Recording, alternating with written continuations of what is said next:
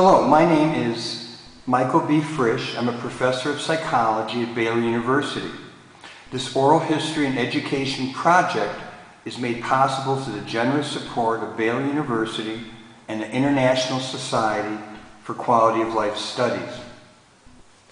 Ruut Veenhoven is professor of the social conditions for human happiness at Erasmus University in Rotterdam. He is a preeminent pioneer and world authority on human happiness research. Ruut, thank you for joining us today.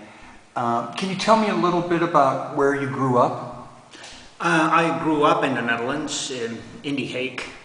I was born in World War II, and well, during my childhood I played a lot in the ruins left of the war. Oh, really?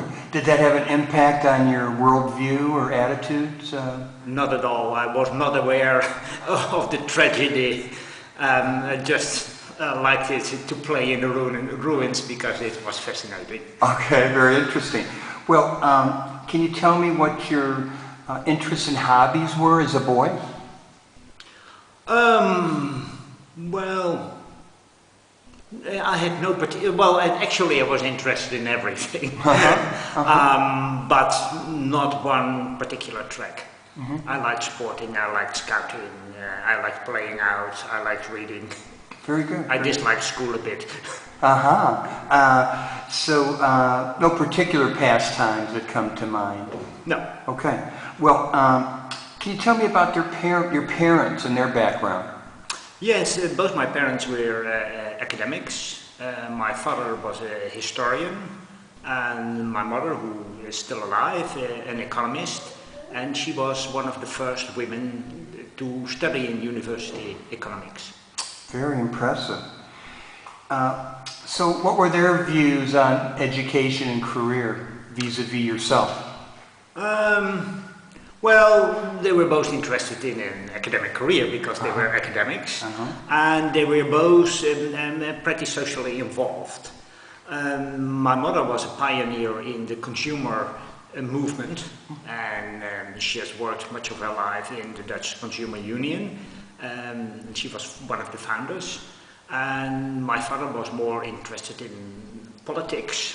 Actually, he was quite conservative, and he tried to stop the process of decolonization, which took place, and well, too bad for him. Okay, but he was still he was very involved in political affairs and civic affairs. Yeah. What specific projects did your mother work on? Well, within the Consumer Union, she was very much focused on testing. There's a lot of claims in advertisement on washing power, on washing machines, on automobiles, and she was very much in testing. Let's see what works best and what is the best buy for the best price. Very interesting. It almost has kind of a experimental, empirical ring. Yes, and I certainly got it from her. So the whole appreciation for research and testing claims in a specific way. May I ask, what sparked your interest in sociology? Well, I had the political interest of my father, and actually I wanted to be involved in politics and in public administration. And I had the idea of, well, being burgomaster of some town someday. And that was one of the reasons for studying sociology, and in particularly studying the sociology of public administration. So what led you from these political aspirations to the world of academia in particular? When did you take that change in course and why? Yeah, actually, it was a late choice. When I finished my studies, I was almost hired by the Dutch government. But then I also got an offer to stay in university, at least for a while, to do a promotion. Then I thought, well, okay, let's first get the doctor title and then go in public administration. But I never went there. Academic life appeared to be more fun. That's great. Was there any particular compelling aspect of it or project that made you say, aha, this is for me? Well, it was a kind of coincidence because I got very much involved in the abortion law reform. And, well, if you want to be politically active, you can be a civil servant at the same time. But at that time, it was very easy to combine that with an academic position. And actually, in the first 10 years after I finished my studies, the research I did was very much focused on the abortion issue. And what was your position on that issue? Well, I was a pro-abortion activist, and I was among the founders of an abortion clinic in the Netherlands, which was not closed. And then we had a chain of abortion clinics, much like there are coffee shops in the Netherlands where you can smoke pot. Yeah, well, it's the same policy of tolerance. Tolerance within limits, which allowed us to provide a medically safe abortion before the law was changed. And do you see that as having a positive influence on society to have that option for women? Yes, and actually just a couple of weeks ago I read an interesting research of an economist, by the way, and she compared the happiness of women between 20 and 40 of age in different countries, and took into account that abortion has been allowed at different stages. And she could really show that abortion had improved the average happiness of women in that age. Very interesting. So, can you tell me what university did you go to? What was your university where you studied? My university was actually the university where I still am, Erasmus University of Rotterdam. At that time it had another name. It was the School of Economics of Rotterdam. I see. Well, may I ask, who were your inspirations or supporters as you decided to pursue this academic career? Were there any people who helped you along? Obviously, your parents were role models, indigenous role models in your family. Was there anyone else or other people who seemed to believe in you and support you in that career choice? Yes, certainly. As I told, I was invited to do a dissertation and take the position of an assistant professor. And well, the one that did was my professor, Ruut Veenhoven. He was a psychologist, the only psychologist in the sociology department. And he invited me and he really inspired me. He learned me a lot about, not only about psychology, but also about science. Very good. What was his attitude about science as an epistemology?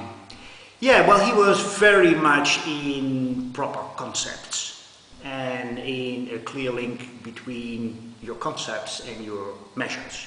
And he was also very much interested in human motivation. Actually, I think that he had a better theory of human motivation than Maslow's theory. Yes. Unfortunately, he is very bad in publishing, so a lot of his work is still unpublished. Yes. Well, let me ask you this then.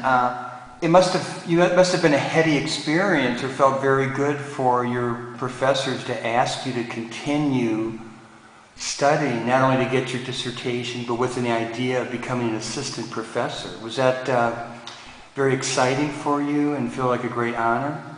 Not very much so, because they did that for everybody? Well, At that time, social sciences were growing rapidly, and as a result, there were many positions.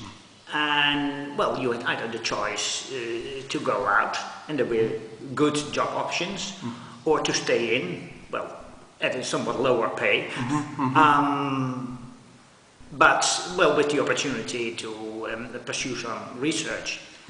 And only when I started doing that, and after I had mastered psychology, note I'm a sociologist, and I was hired for teaching psychology and wasn't really acknowledged in that field.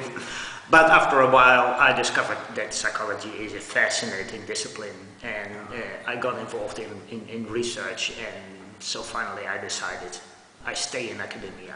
Very interesting. So could we say there were more job opportunities in academia at that time than there are now? Yes, certainly.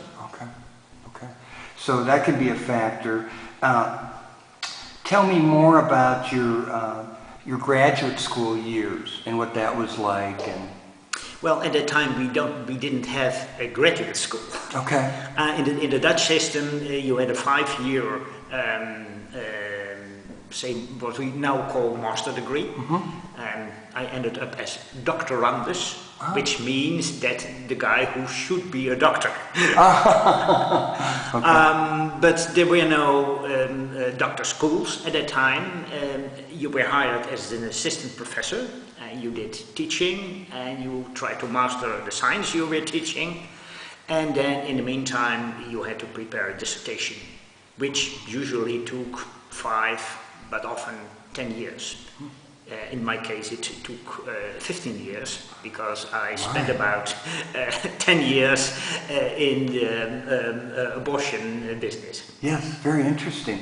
Well, can you tell me about you began as an assistant professor. Can you tell me about some of your later years? Did you earn tenure in the system? Did they have a tenure system? Yes, they had a tenure system, and you had a tenure system right away, which has changed now. Okay. But by that time, anybody who was hired and who didn't do terrible things just had tenure. How many years did that take? To get tenure? Just 1. I see. So if you failed in the first year, well, you were out. If you didn't fail, at least not obviously, then you were hired for life. Okay. Can you tell me what changed your interest from the area of abortion, and what were your main findings in that area? Well, in the area of abortion, my main object was to show that abortion is not that bad.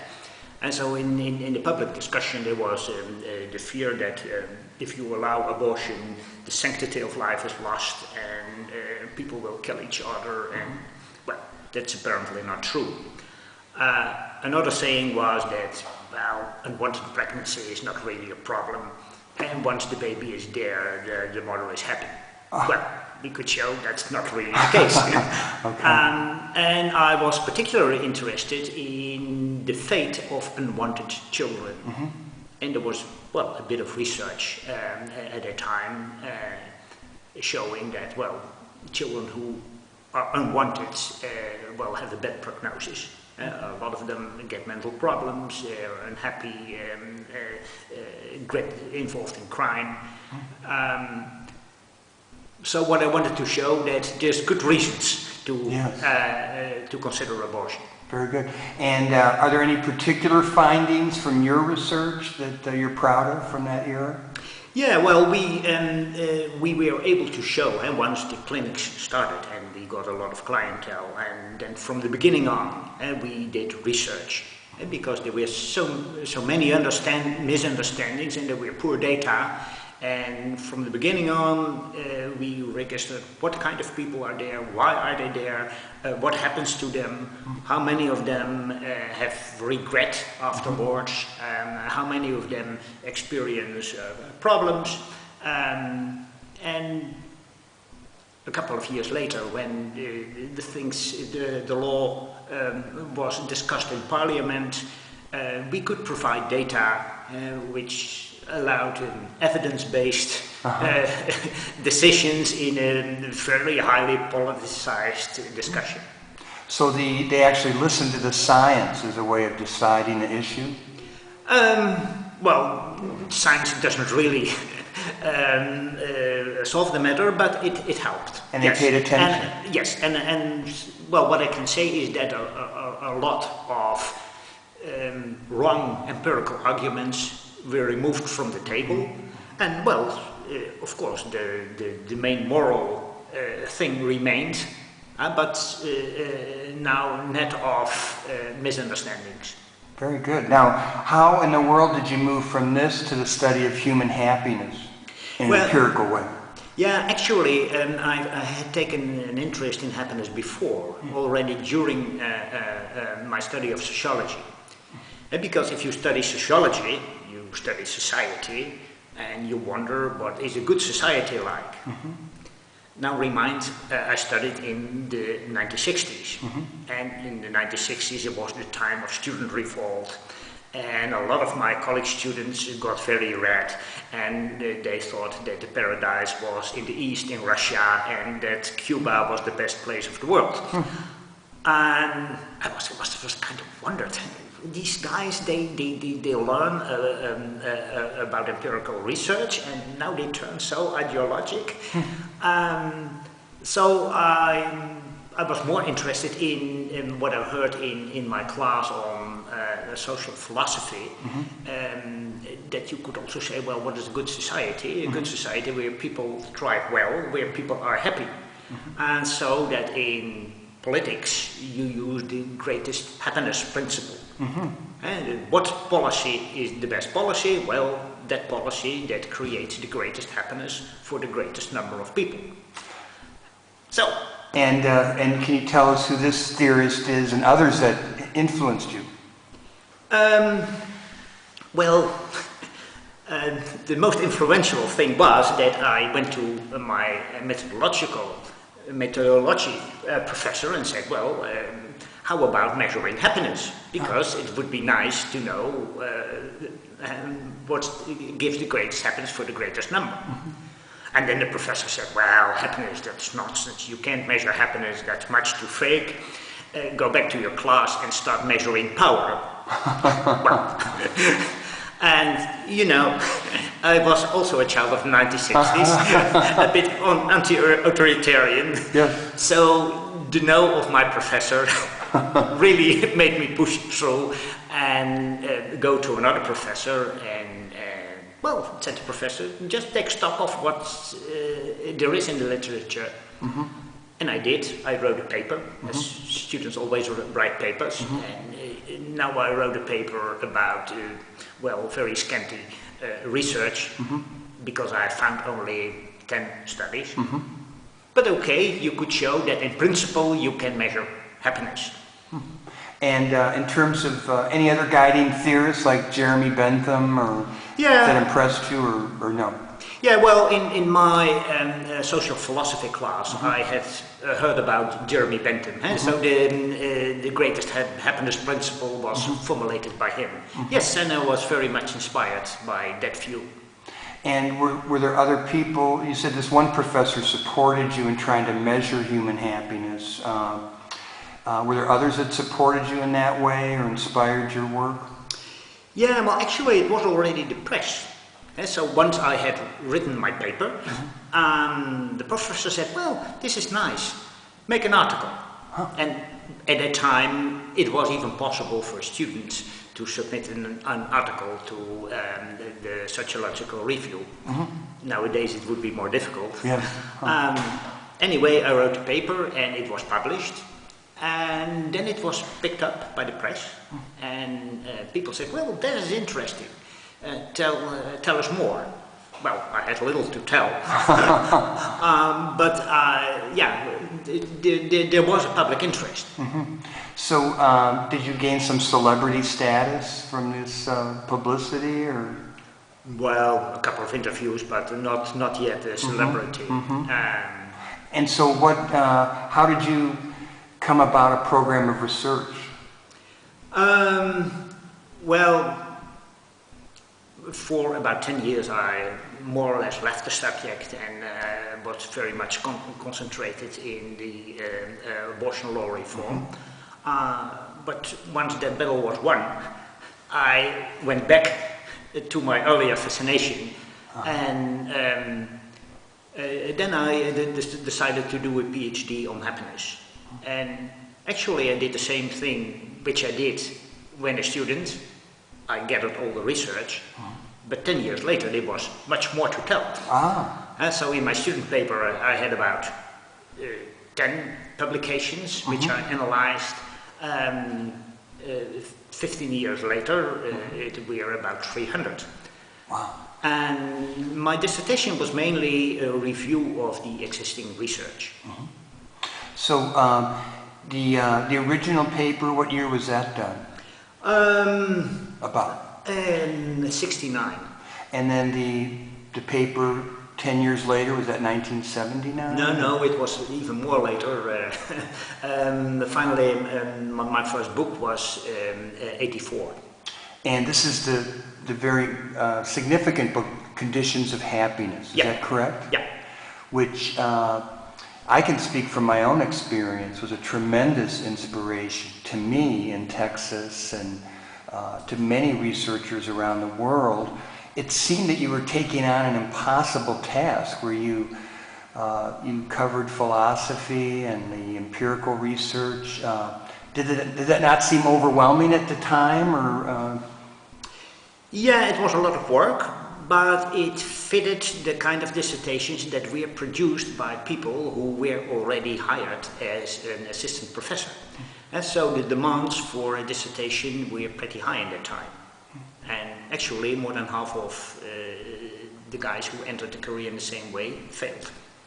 And so this was to Dutch standards of that time. Yes, this was how you should do it. And how much time did you have? Did you teach a lot during this period? Yes, I did, and that's why it took so long. So how many years did it take to produce Conditions of Happiness? Well, about 15 years. Wow, that's amazing. Well, when I really started working on it, it was done in about 5 years. But I should have done it in shorter time. According to the standards of my university, I should have done it at least in 10 years. And I was late. So you really kind of had a tiger by the tail in the sense of a very fascinating new area of research. Where did you go after Conditions of Happiness? Well, actually, I stayed where I was, and I continued teaching psychology, which I have done until my retirement. I've taken up some new things to teach. I've taught Japan studies, and I've also taught a bit of methodology. But mainly my teaching was not the same as my research. How did your research, how did you develop, what was your program of research right after you wrote Conditions of Happiness? What did you decide to do? Well, I decided to continue that track. And what I did is, in Conditions of Happiness, I took stock of the available literature and what are the findings on happiness, or more precisely, what are the findings on happiness in the sense of life satisfaction. And I had listed these findings in a separate book, so-called Data Book of Happiness. And my idea was that if you want to do happiness policy, you should know the facts, and you should gather all the facts there are.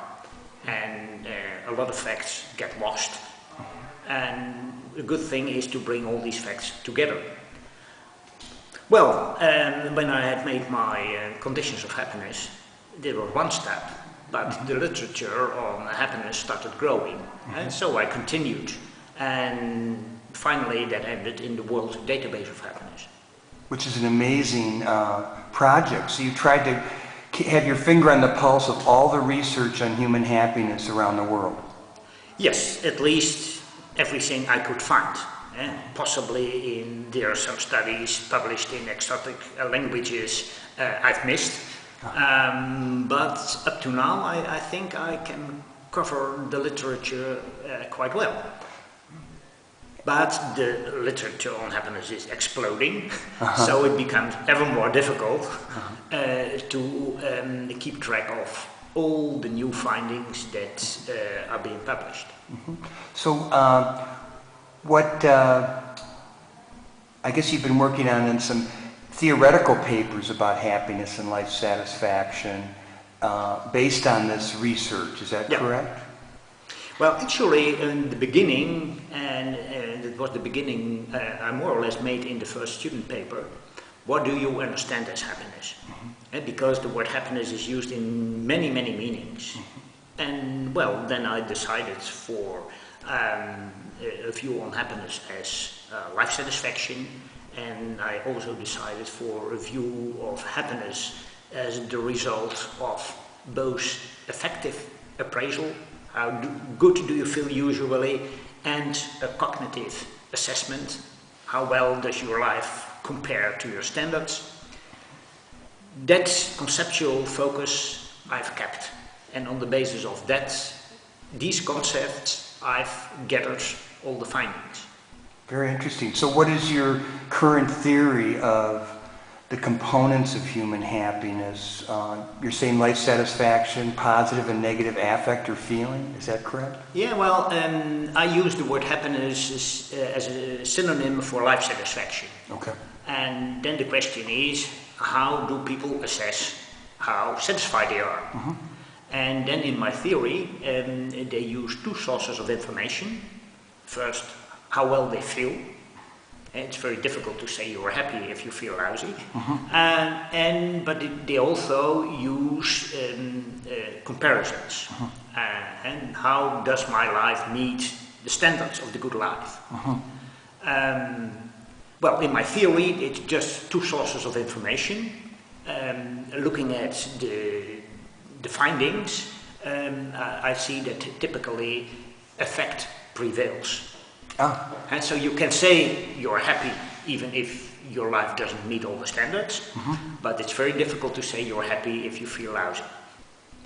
So Ruut, I want to know more about where this feeling component comes from, that's so prepotent in the happiness stew, if you will. Yeah. Well, I have a theory about that, a theory which is difficult to prove, but I think it's possible. I think that feelings, your feeling level reflects how well your innate needs are met. I think of mood level as, say, on some machines you have green and red lights. And if the red light is on, that means there's something wrong in the machine. Look what. And if the green light is on, the machine is running properly and you can go full speed. Well, I think that the effects, especially mood, works that way. So if people feel good on a balance, that means that the machinery is running properly and that their needs are being met. And here I got much inspiration of my promoter, Professor Ruut Veenhoven, who was very much involved in human motivation. And he said, well, we humans, we are animals, basically, and we have needs, and we shouldn't mix up universal biological needs with wants. You should make a distinction between needs and wants. And typically sociologists couldn't do that. So what are some of the innate biologic needs or innate needs that you see as very important to human happiness and positive feeling? Well, I think, and here I follow Rob's theory rather than Maslow's, I think that we have some needs that we're, well, biologically advantaged and came to be enwired. Of course, eating, drinking, temperature, but also sex. We have a very strong sex drive. And as social animals, we have a need for companionship. And I also think that we have a strong need to use our potentials. what Maslow often calls self-actualization, and we tend to associate that with beautiful things and arts, but there's also self-actualization in jogging, just using your body and being busy. And I think that, well, it's good for the human organism that it's being used, and hence Mother Nature helps us keeping busy by adding good feelings. I see. So, is this akin to the idea of Csikszentmihalyi's idea of flow experience, or? Yeah, well, I think flow experience is part of that. Okay. Yeah, but the difference with at least the reading of Maslow is that, for instance, the need for meaning. I don't think that is innate. I think that all humans are interested in meaning. Why the hell I am here on Earth? Yes. But not because that had any advantage in survival. I rather think that is a consequence of the fact that we can think. So we can think what is the causal link between what and what, and so we can think why am I here? But we can pretty well live without a convincing answer on that. Yes, certainly many feel we don't have clear answers on that. So, so part of what you're saying is that we need some compelling activity to stay busy. Yeah. And it may not be a dramatic art project. It could be keeping house or being a firefighter. Okay, running a shop. Okay, and but yet we ask this question, and what's your answer to that question? What's the meaning of life? Why are we here? I don't know. Okay. It's a kind of biological coincidence.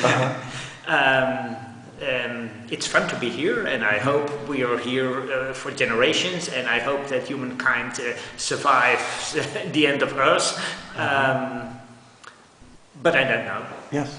Well, let me ask you, going back to your theoretical papers, are there any other theoretical findings that you're particularly proud of in studying happiness, which you equate with life satisfaction? Yes, I'm particularly proud of the article, Is Happiness Relative? Because a lot of people say, well, happiness, that is just having what you want. Once you have what you want, you get accustomed, and hence lasting happiness is not possible. And well, here the distinction between needs and wants is very important, and I could also show empirically that happiness is not just a matter of comparison. Happiness is rather a matter of need gratification. And I think that's a correction of a view on happiness that unfortunately still prevails in sociology. I also had another paper that runs against a common idea in psychology. Psychologists are trained to assess personality, and that makes that they think that everything is a trait.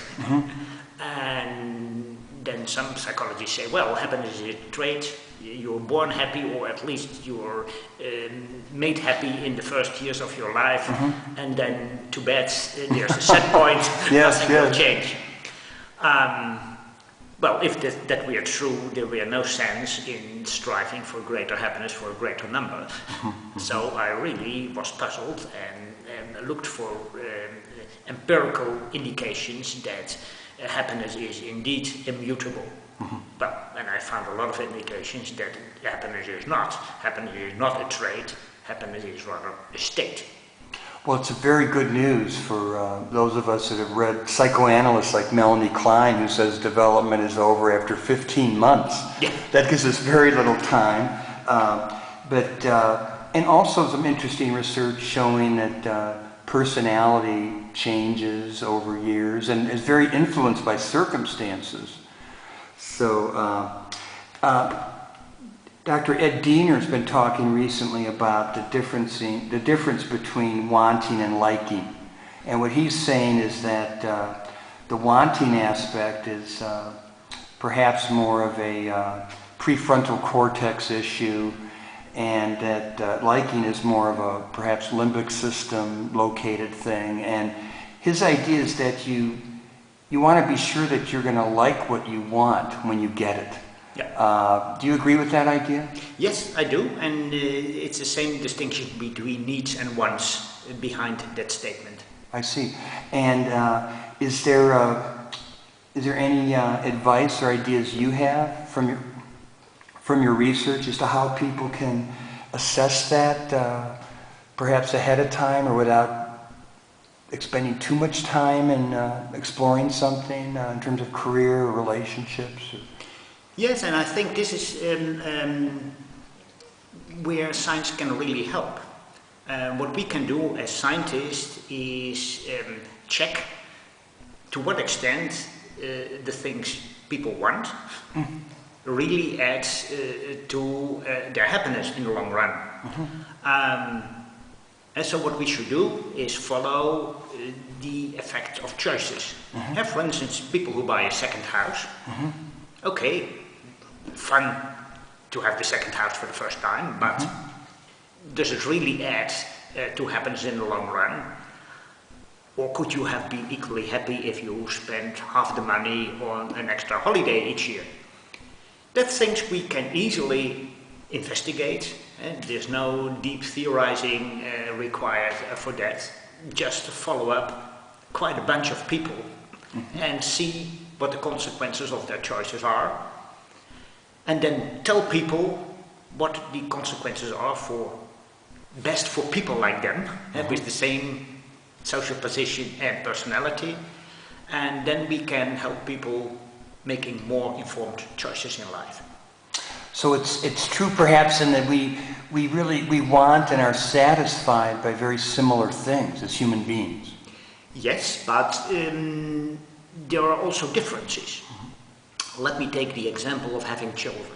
It's one of the major choices in life, and from follow-up studies we see that once people get children, they get, on average, slightly less happy. And so there is a price in having children. But there's a huge variation. And some people really go down, but there are other people who get happier after having children. And then what you would like to know is, how does that work out for people like me? I'm a very active, extroverted person, for instance, and how does it work out for extroverts like me? Well, we can investigate that. It hasn't been done yet, but I think we should do. And actually, in this line, I follow my mother in the consumer union and in the testing business. What she did was helping people to buy, say, the best vacuum cleaners. And I follow the same track and to advise people to make the life choice that fits their kind best. Very interesting. What are some of the domains or parts of life you think are particularly important for the choices we make? Well, I think family, job, for instance, how much you work. For many women, it's a choice, especially when they have children.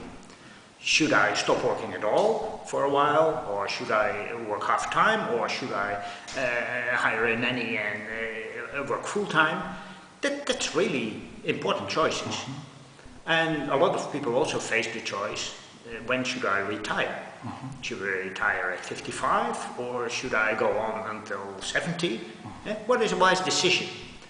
And one of the things research has learned is that we are pretty bad in predicting what will make us happy. And because we are so bad in that, we need the support of scientists who chart what happened to people like us in the recent past. So you see, looking at the research on happiness forecasting, we really are notoriously inefficient at predicting what will make us happy. How can you, is there anything else we can do besides looking at the empirical research to guide us in our choices?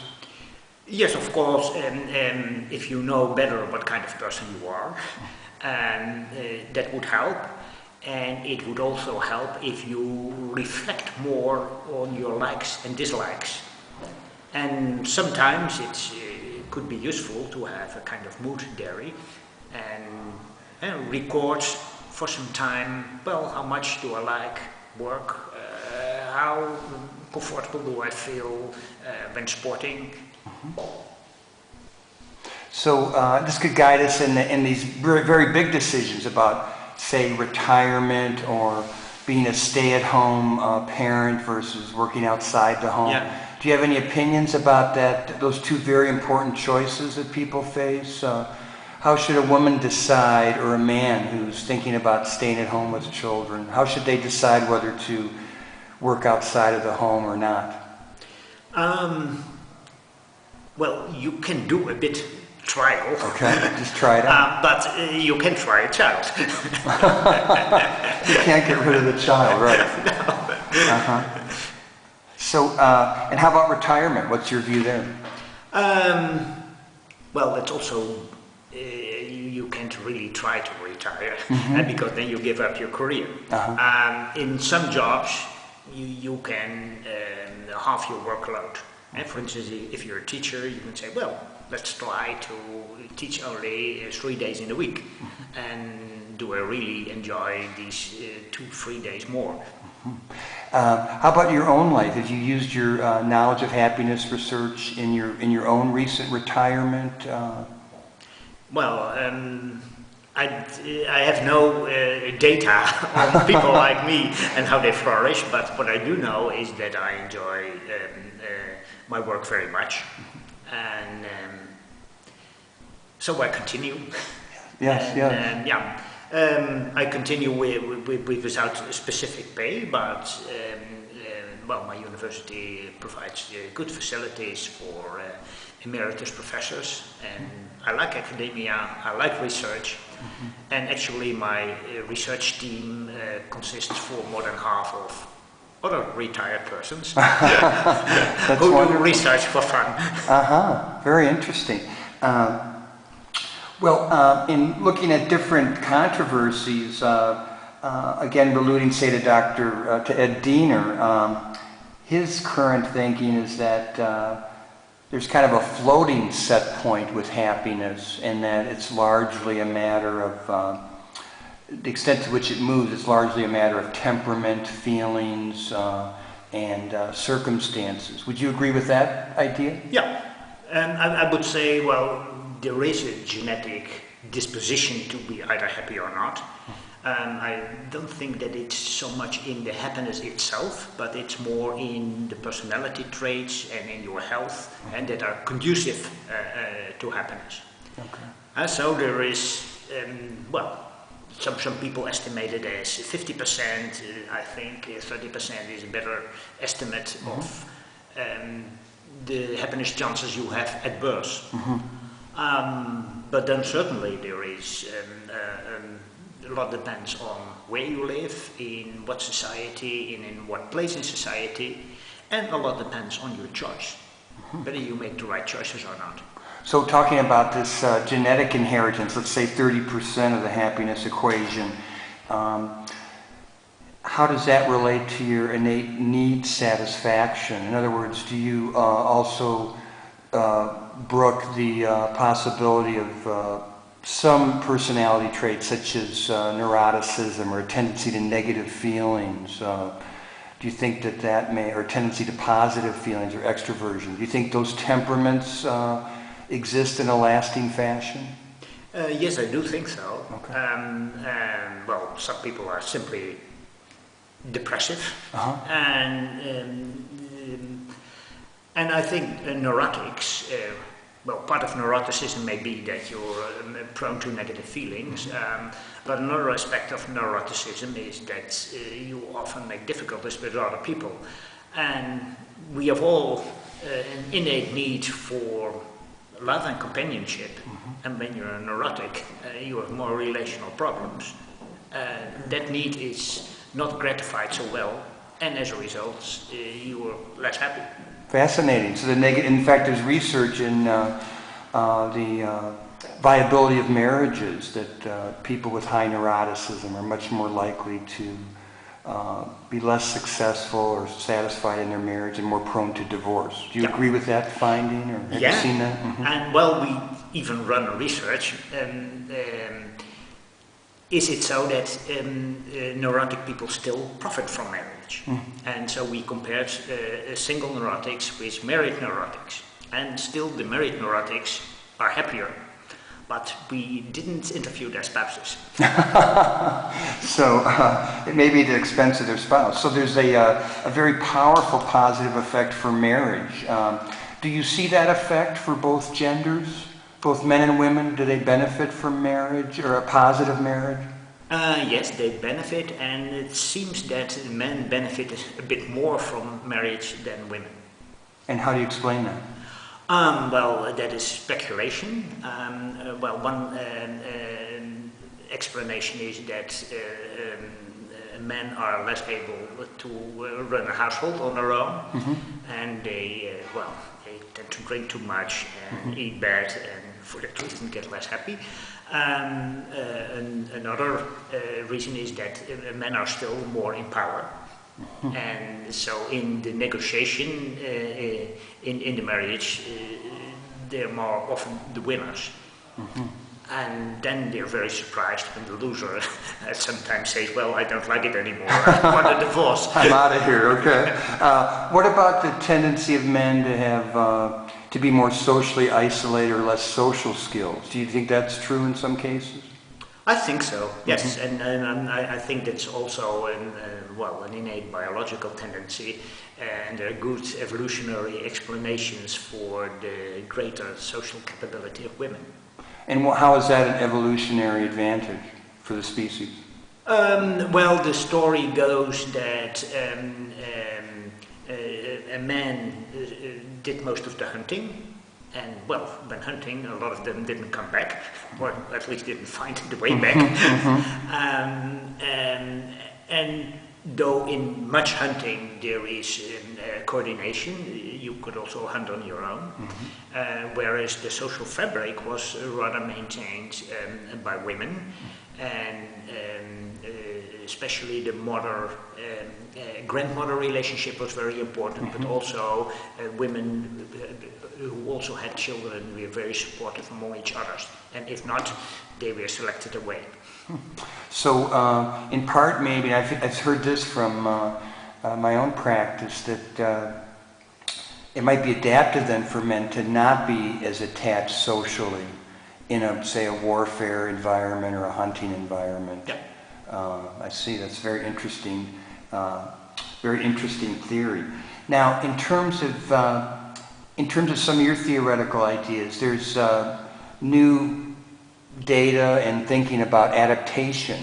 Do you feel that we totally adapt to our circumstances and always want more, or do you feel that adaptation, we may have overestimated the tendency to adapt to our circumstances? Yeah, I certainly think that we have overestimated that, and part of that overestimation is in mixing up needs and wants.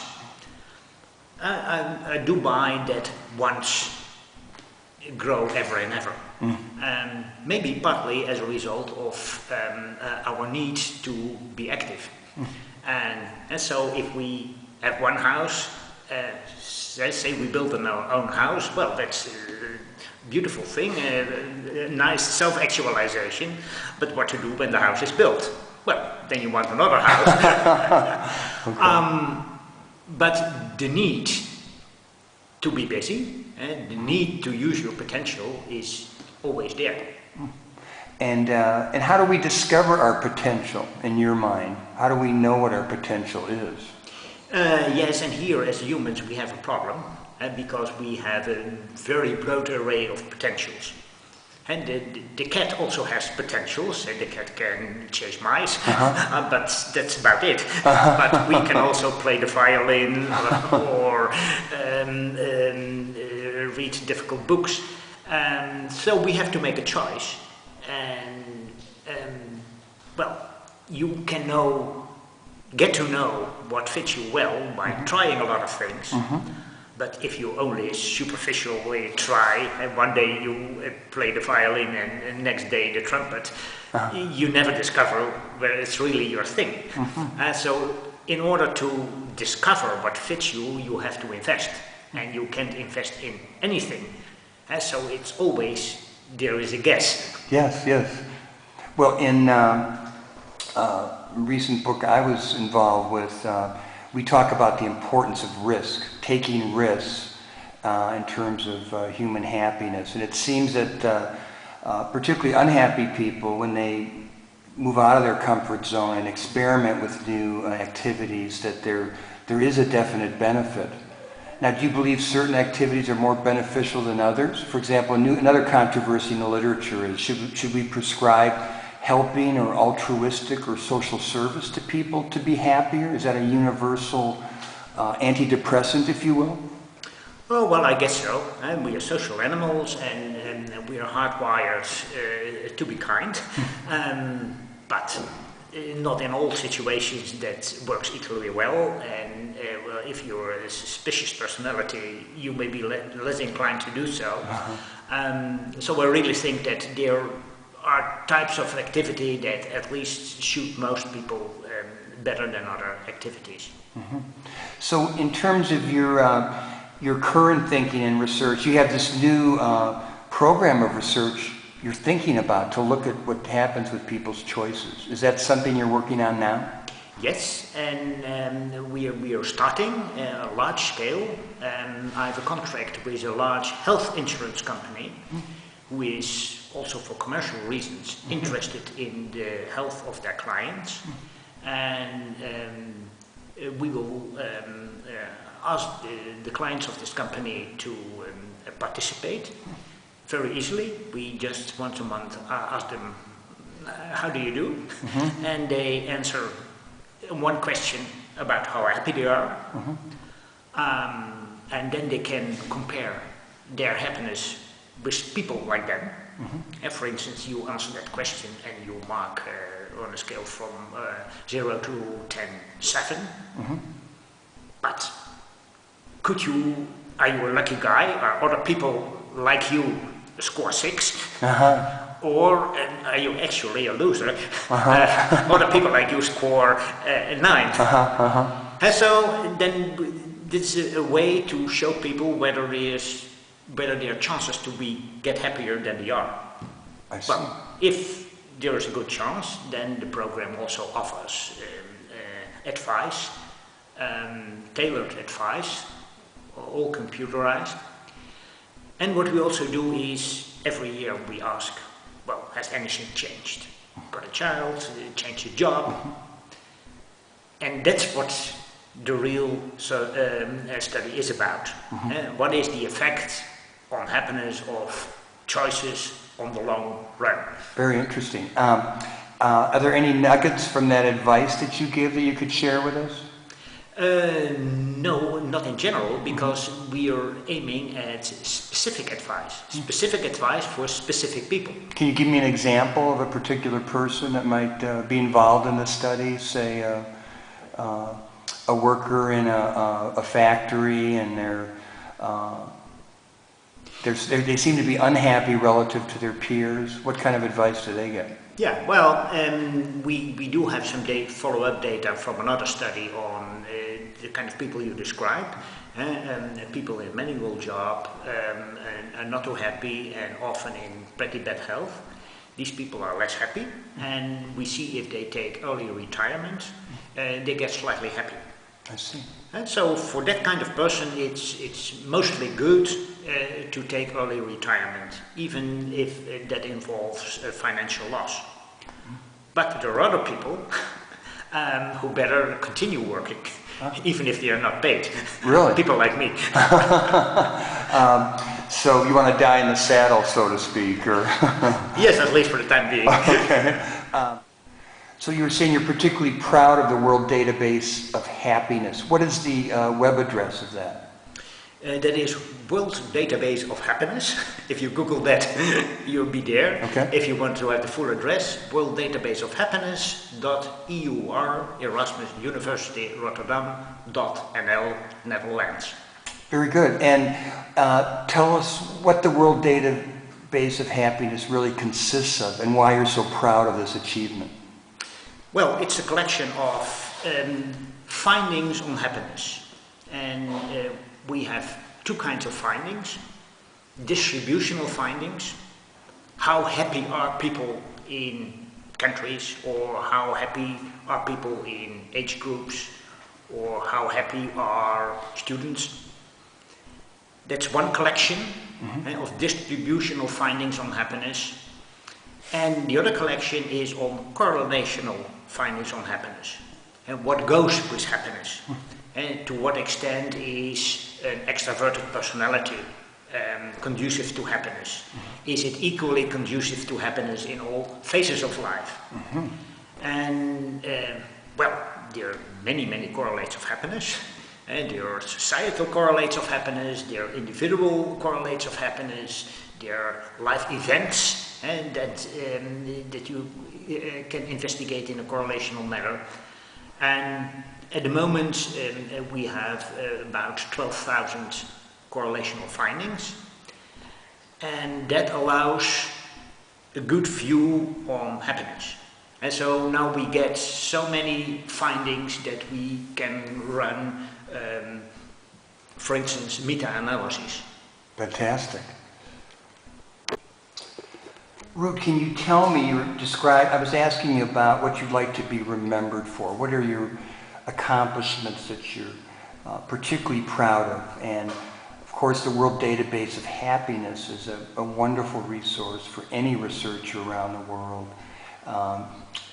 Do you see that being used a lot by different countries? Yes, the World Database of Happiness is used pretty much, and mostly because it's so easily available without pay. Yes. Are there any other milestones in your career or accomplishments that you're particularly proud of? Well, of course, I'm a father of three. I'm proud of having my children and how they do in life. And I'm also pretty proud of well, my work in the abortion law reform. I think that was a good thing that added to greater happiness of a greater number of people. That's fantastic to have that sense of making a difference. In terms of your happiness work, are there other milestones that you're particularly proud of? Or? Yeah, well, I'm proud of the World Database of Happiness, and I'm also proud of having established the Journal of Happiness Studies. Can you tell us more about the Journal of Happiness Studies and how it came about and its role today? Yeah, well, in the beginning there was no journal that wanted to accept papers on happiness because journal editors were very much like my first professors. They said, well, happiness, that can be scientific. And actually still a lot of journal editors have a blind eye for happiness, especially in anthropology and sociology. So I had problems getting my work published in the beginning. But I discovered a journal that was open for studies on happiness, and that was social indicators research, which has been established by Alex Michalos in the early 70s. So I started publishing in social indicators research on happiness, and a lot of people did. And over time, more and more papers in social indicators research addressed happiness. And as the number of submissions to social indicators research grew, then I wondered, can we better split off the happiness stuff and start a special journal? And because then social indicators research can do more of its own business, and the broad array of social indicators, and then we also have a special journal on happiness. And that's what I proposed to the publishers, and publishers said, well, let's try. And they did, and it worked. What were some of the obstacles you faced in making that journal so successful in terms of readership and high quality articles? Yeah, well, actually there were not so much obstacles. The obstacles were rather before the year 2000, when nobody believed in it. But so at the time that I made the proposal, then it was already apparent that there was something in this business. So in the research between the 1980s and 2000, well, had solved much of the problems that were believed to be involved in the study of happiness. It was rather clear that it was just a matter that you could study like depression or anxiety. And this was one of the reasons why the publishers said, yes, okay, we go for it. And when we started, from the beginning on, we had pretty good manuscripts being offered. Not too much in the first years, but now we get more than we can publish.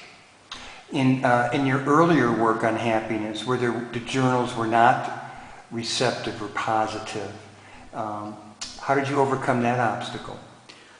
Well, actually, I didn't really overcome the obstacle that people didn't want to publish on happiness. Well, I published part of my work in social indicators research, but it was also one of the reasons to start a webpage, because then you don't need the establishment. And one of the reasons why I still work with volunteers is that I simply didn't get academic money for doing my research on happiness. Because they said, well, you can't study that, and happiness is relative, and all the things that research has shown not to be true. We used that as an argument not to finance my project. So then I opted to use volunteers. In the beginning, students who had some time left, and later mostly academics. Actually, that appeared to be much easier. You get good people who like the work, and there's you don't lose time on making proposals, and you can simply do the work. Very good. Well, you've certainly proved a lot of the old shibboleths to be quite false in terms of measuring happiness and the different aspects. I also am struck by your scientific epistemology again. Maybe, perhaps that you were inspired by your mother to actually test out these ideas in an empirical way. Are there any other ways that you would like to be remembered in terms of accomplishments or in this field? No, I think this is enough. And when the journal and the database survived me, that would be okay. Can you tell me, on a more personal level, how did you negotiate the work and family life balance in the different stages of your career? Was that a challenge? It certainly is for many people today. Oh yes, it was a challenge, and one of the reasons why I was late in doing my dissertation was that my first marriage ended in a divorce, and I became a weekend father, and well, the weekend was holy. Yeah. During the week I worked until late, but not in the weekend. And of course that has a price in terms of career, but I was ready to pay that price. And later on in your career, was it a challenge as well? Did that continue, or once your children were older, was that easier? Yeah, then it was, well, then in my second marriage, we adopted a child, and so I also took my responsibilities as a father, and which I enjoyed very much.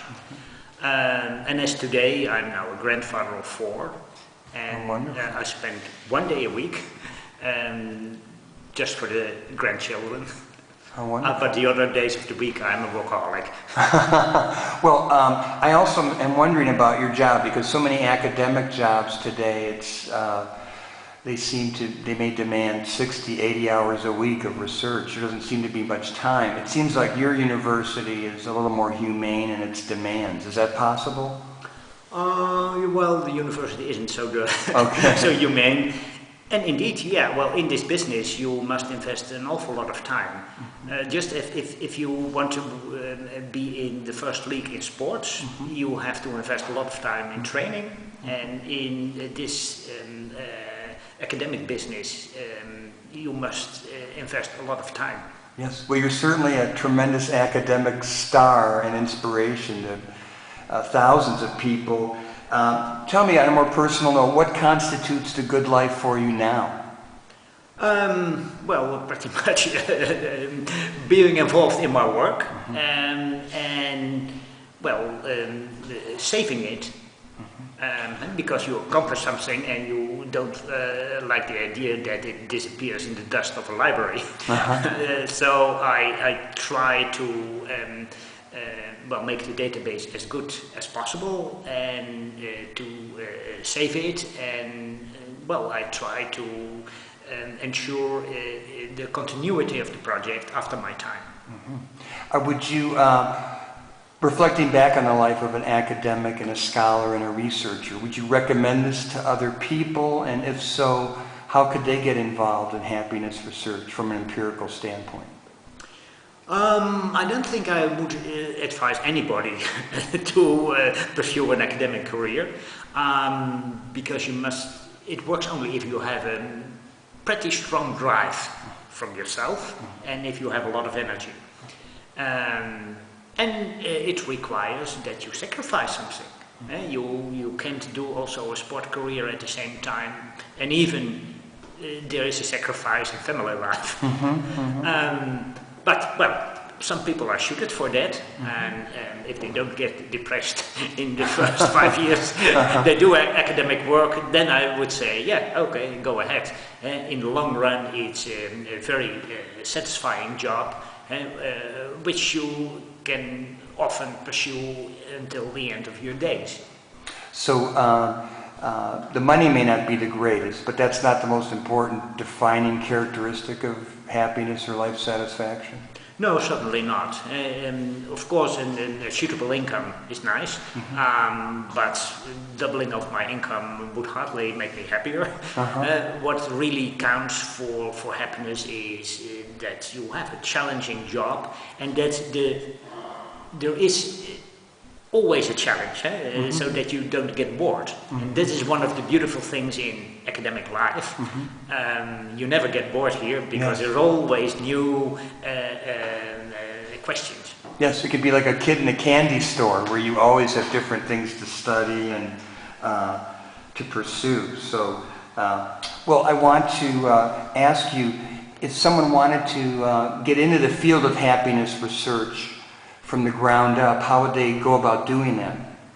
Well, I think they should start with doing some overview study, because that's mostly better to start with an overview than to pick in on a very specific subject.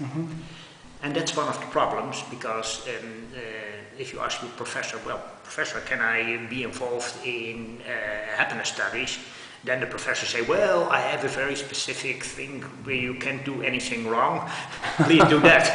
Okay, you don't do anything wrong, but you hardly learn anything. So I think if you engage in research, it should also be combined with a broader course on quality of life. Very good. And how would you find a professor to work with, or a place to pursue your studies? How would you advise a young person today to do that, or an older person that wants to get involved in happiness research? That's really difficult, because there are not that many, and they're not on the same place all the time. And so what I advise them, use the ISCOL's website, because that's up-to-date, and there is good materials available electronically. And then if you really want a real person, then find your way through that organization. So someone may find a researcher like you and then contact you and see about graduate work and that kind of thing. Yeah, and that's what they do, and then they say, well, can I do a promotion with you? Can you tell us what ISQUALS is and their website address? I think the website address is isquals.org. Okay, and ISQUAL stands for the International Society for Quality of Life Studies, is that yes, correct? And that is not just happiness, that is quality of life in the wider sense. And so the society also covers concepts like self-actualization and also social quality. And if you study happiness, you should be aware of the other concepts of the good life as well. And some of those are what? Well, some see the good life in particular conditions. They say, well, once you live in a democratic welfare state, then you have a good life. Mm-hmm. Okay, there's some point in that. At least a lot of people have a good life in that. But still, in affluent democratic welfare states, there are people who are depressed. And okay, so there is more about that. Mm-hmm. And I think one of the problems we have is that we know that a lot of things are good. Mm-hmm. But which combination of the good is the best? I see. And this is where happiness studies can help us seek the optimum. And it does seem like, in reading your work, that you look at attitude factors like optimism, but you also are acknowledging that your circumstances are really very important. Can you tell us more about that on a society or government level? How do circumstances affect your happiness or satisfaction with life? Yeah, well, as a government, well, you're concerned with the well-being of the citizens, and you want to know what creates the greatest happiness for the greatest number. Well, then there are different stakeholders who have different answers.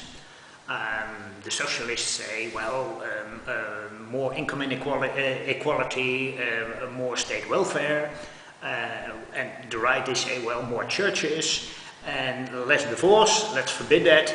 And well, there are different receipts, and you never know who's right. At least in the past, we couldn't know. Nowadays, we can compare across countries. And for instance, we can compare the countries which have a strong welfare state, such as Scandinavian countries, and a not so strong welfare state, such as the USA. And what do you find there? Well, at first sight, it seems like that welfare state adds to happiness, because the Scandinavian countries have strong welfare states and people are very happy there. Yet, if you take the broader view and you include more countries, you see that the effect disappears. Really? Yeah, much to my surprise. In the beginning I didn't believe, I thought I made a mistake. But I have repeated it over and again, and there's no systematic effect of a big or a small welfare state. So apparently that system has both its good and its bad sides, which more or less balance. But there are other things that really make a difference. Such as? Freedom, for instance. The more freedom society allows its members, the happier they are. And you see that in the case of economic freedom. And if in societies where you're free to start your own business, people are happier. You see it in political freedom. If in societies where you're free to start your own political party, they are happier. And also, and mostly, in private freedom. And so in societies where you can, for instance, choose to smoke pot, people are happier than in societies where not. Even if smoking pot as such doesn't make you happier, but in the climate of freedom, people flourish better. And you see that most particular in the case of homosexuals. In societies that allow gay marriage, people are happier. Yeah, well, all societies have about 5% gay people. And if you forbid them to live the life that fits their innate preferences, yeah, 5% are less happy. And so this is a very substantial thing. And then always people say, well, freedom has its limits. If we have too much freedom, there will be enemy, and then people will get unhappy. Yes, theoretically there is a maximum for freedom. But still, in the daytime, we see that the maximum is not reached as yet. And the freer the society, the higher the average happiness up to now. And no one's gone crazy or created an impossible, chaotic kind of quagmire from that. They haven't gone crazy or become anarchic completely. We don't have anarchy. Some do. But I mean, it's the societies, though, you're saying, so far, you haven't seen a disintegration. No, we haven't seen that so far. What we do see is that multiple choice society has also its downsides. And one area where you see that is also in choosing whether to have children or not. And now we have the pill, we have the abortion, so we can really make the choice. And you see that a lot of people, particularly the women, have difficulty in making their choice. Should I have a child, yes or no? If yes, with that guy, and when? And that really keeps them busy and pondering for quite a while. In the end, most decide that they want to have children, but some have pondered too long and can't have them anymore. So there is a cost in making this choice. But if you look at the results, people are much happier. And, well, almost all the children born are wanted. And these children are also happier. And if you look at the data, then children are very happy. And the happiness of children also has increased over time. Well, this seems one of your greatest contributions, to put all these ideas to the empirical test. And I want to thank you so much for your time today, Ruut Veenhoven. Be well, and I hope that you keep enjoying the good life yourself. Thank you.